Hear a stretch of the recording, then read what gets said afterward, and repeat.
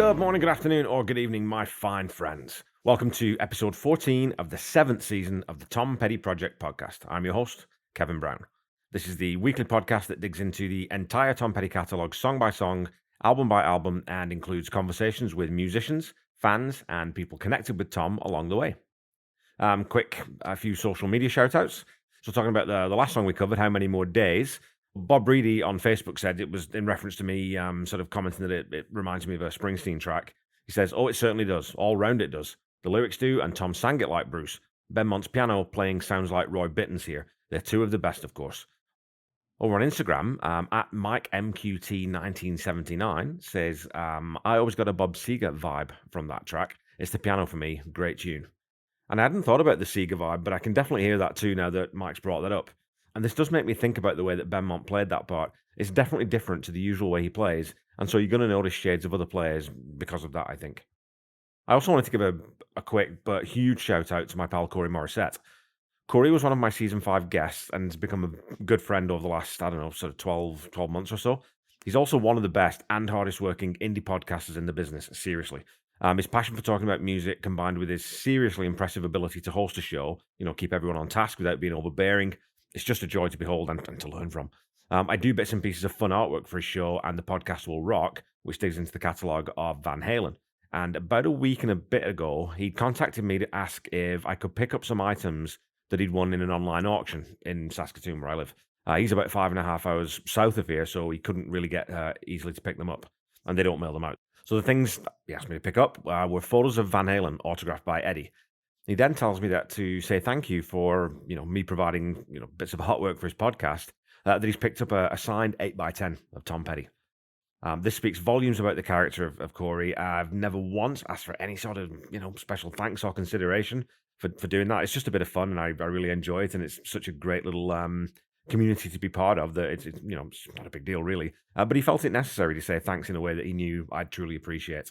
So I'll get the photo up on social media once I've found a frame that I like, which I haven't yet, so that you can see my newest prized possession. So once again, thanks, Corey, man. You really, truly are a wonderful human being. So today's episode covers the last song and title track from the Heartbreakers' 7th studio album, Let Me Up, in brackets, I've Had Enough. Don't forget to check out the episode notes to find a link to the song so that you can go give it a listen on YouTube or a re-listen before we dig into it.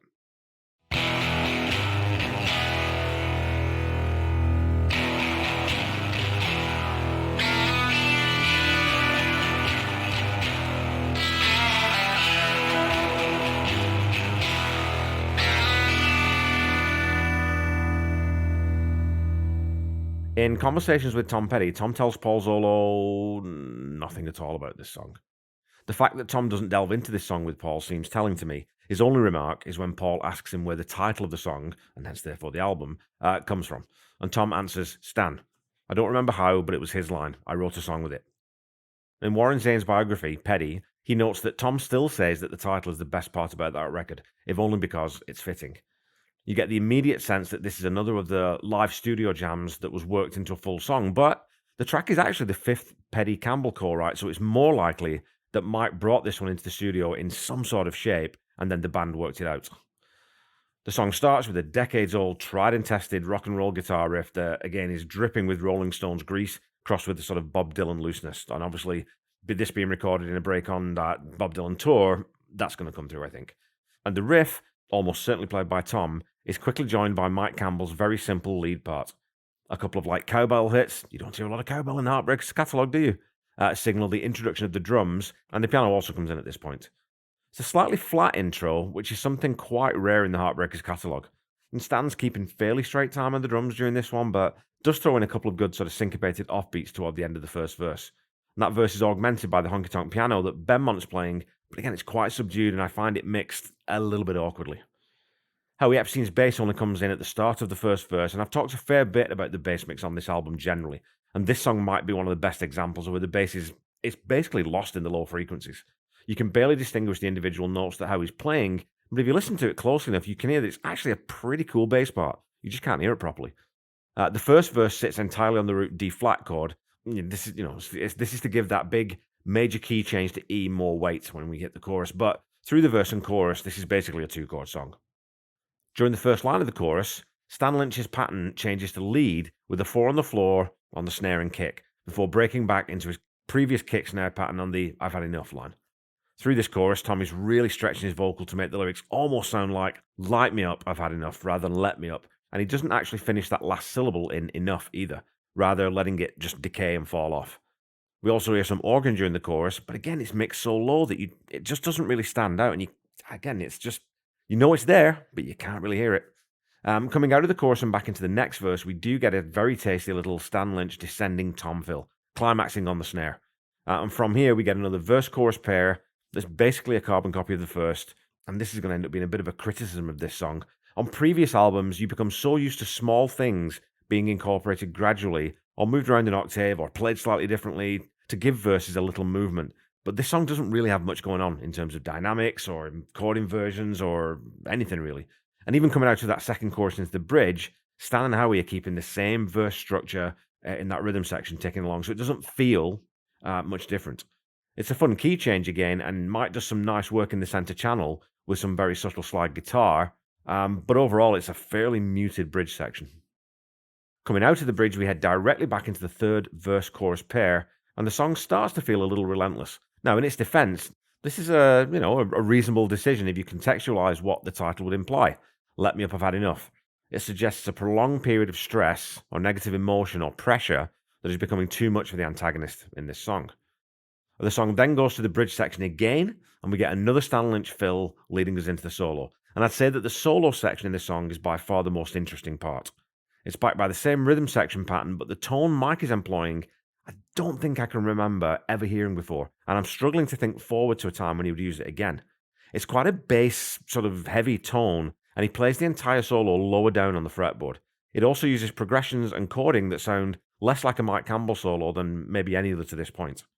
There are a handful of Heartbreaker songs that Tom played solo on, but I don't think this is one of them for two reasons. First of all, this was a co-write between Mike and Tom, and Mike pretty much always plays lead on those songs. Secondly, that part is mixed into the left channel, and the panning on this album seems to be completely consistent with the first two albums. Mike on the left, Tom on the right. So through this section, I also really like the stuff that Stan's doing on the drums. He's flipping things around between the snare and kick, and filling heavily on almost every second bar. So yeah, that solo section, it's pretty cool.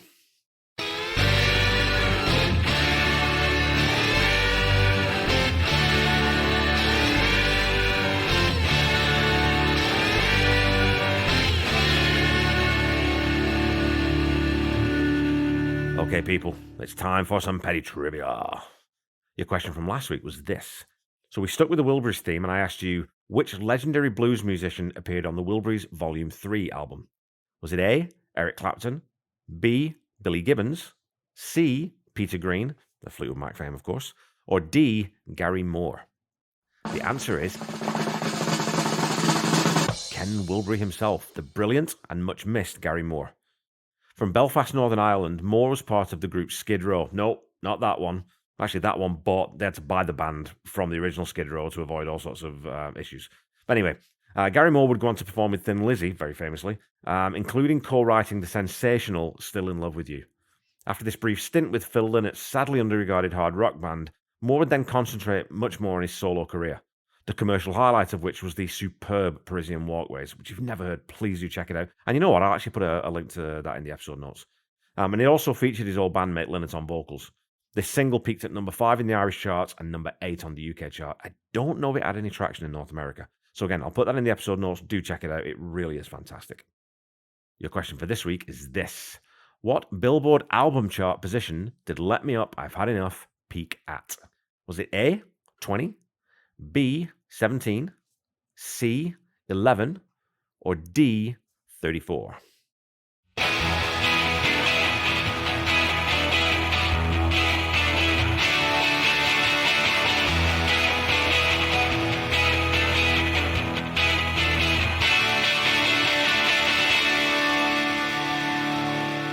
Okay, back to the song.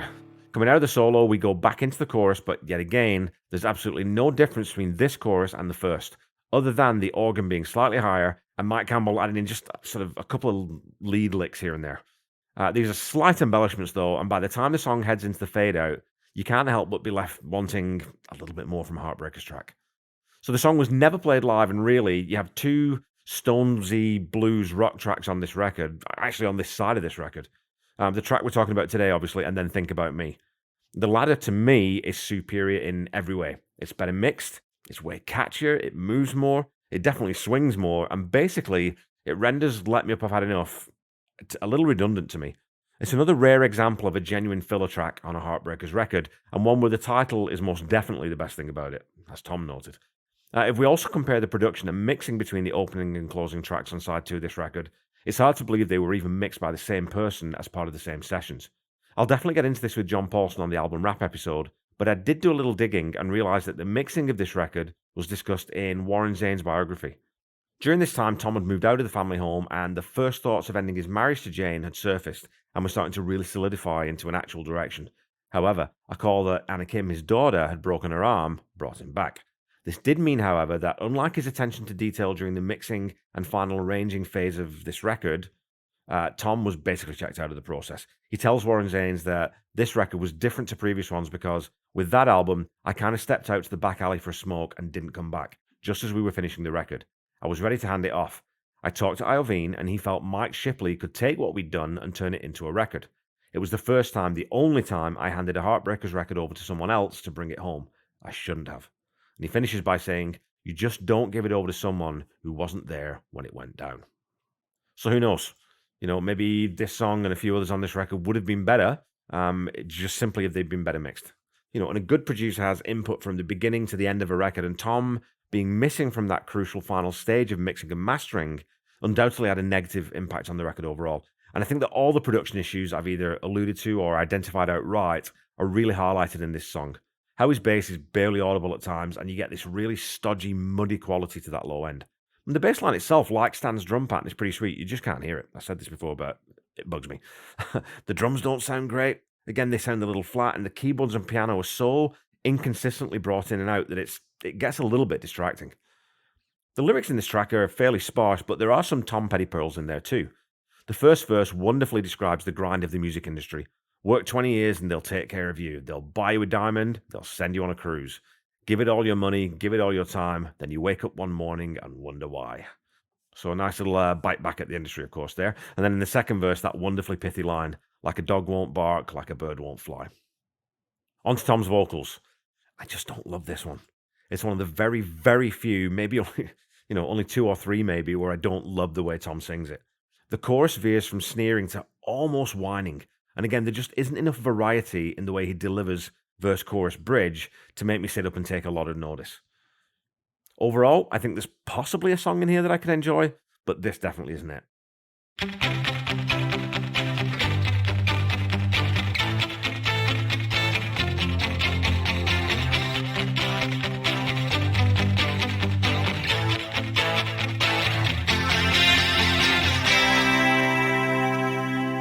Okay, Pettyheads, that's it for this week. One thing that does always strike me about this track is how much of a Black Crowes feel it has to it. Of course, the Crowes were hugely influenced by blues rock bands of the 70s, and this song throws back to that era fairly unapologetically. But by the end of the song, I'm always left thinking, I've had enough. Again, a glaring rarity in the Heartbreakers catalogue. It feels rushed and rushed out, underproduced, and mixed really poorly. The result is a song that I never listen to outside listening to the record on vinyl. It's not on any of my mixtapes, and on a lackluster album, it's definitely one of the weakest tracks for me. There really just isn't anything here for me to get my teeth into, and I'm going to close out the songs on this album with a disappointing 4 out of 10. I'm almost certain that this is going to be the last song in the catalogue that gets a score that low, and I think it's only one of 3 so far, but it's just a hugely anticlimactic end to this album. Please remember that you can continue to support humanitarian efforts in Ukraine in many different ways, and I would urge you to do so if you have the means. Also, you know what? It is Pride Month as I record this, so please make sure that I hope you're all allies to the queer community. I'm trying to think about what I can do a little bit more concrete to sort of help out and learn more. I think that's the most important thing. The Tom Petty Project is a proud member of the Deep Dive Podcast Network. Go check them out on Twitter at Deep Dive Podnet. I'm sure you'll find something there that you like. And Corey is a 3-time member of that network. You should check out And the Podcast Will Rock, Backtracks Aerosmith, and Backtracks Theme Music. And also, there's a new podcast I've started listening to, based on heavy metal, which I don't really listen to a lot of. But the host Quinn is just an absolute riot and brilliantly funny and informative, and the production's great. And that podcast is called And Volume for All. I'll put a link to that there in the episode notes as well. Don't forget to follow me on Facebook, Instagram, and YouTube at The Tom Petty Project, and on Twitter at Tom Petty Project. Go follow, like, subscribe as applicable, and always leave a review and a rating, or a rating if you can.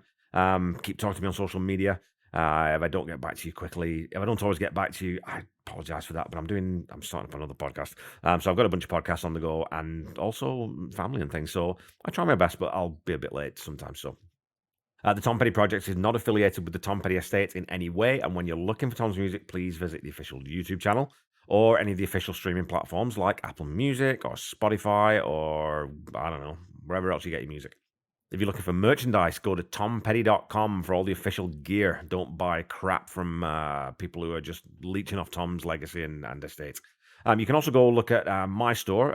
There's nothing with Tom Petty's image or name on there, but I do have some stuff that I think is pretty cool tied into Tom's backstory and sort of legacy and history. Don't forget to check out the Tom Petty Nation and Tom Petty Fans Forever groups on Facebook, if you're not already a member of those groups, as they're excellent fan communities and they are well worth spending some time in. Also, go check out Seaside Pod Review. That's my podcast that I do about Queen with my best friend, Mr. Randy Woods. Until we meet again next week, keep listening to and sharing Tom's music. Try to be kind. Try to say I love you to someone at least once a day. Stay safe and healthy, and I'll be back with you next week for the first ever edition of The Petty 8, a brand new feature of the podcast where I send 8 deeper cuts to a non-Petty fan to listen to and evaluate. Bye-bye.